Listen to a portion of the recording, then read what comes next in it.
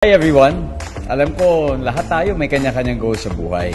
Isa sa mga goals natin, yung magkabahay, magkakotse, mag-travel, at higit sa lahat magkaroon ng ipon.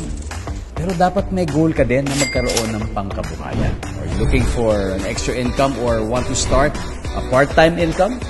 Be a JC authorized wholesaler at dropshipper na. Alam mo ba na ang pagiging JC authorized wholesaler at dropshipper is made simpler for you? Trust me. Sobrang simple lang ito gawin.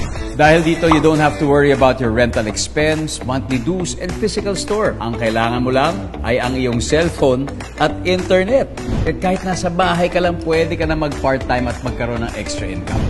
The good thing about this is hindi mo na kailangan humanap pa ng suppliers. Dahil pag ikaw ay isang JC authorized wholesaler at dropshipper, magkakaroon ka ng up to 60% discount sa mga produkto.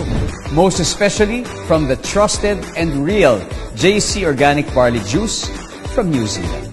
Paano ka nga ba kikita? Let me tell you.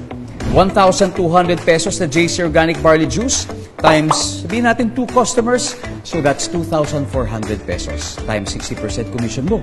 So meron kang 1,440 pesos a day.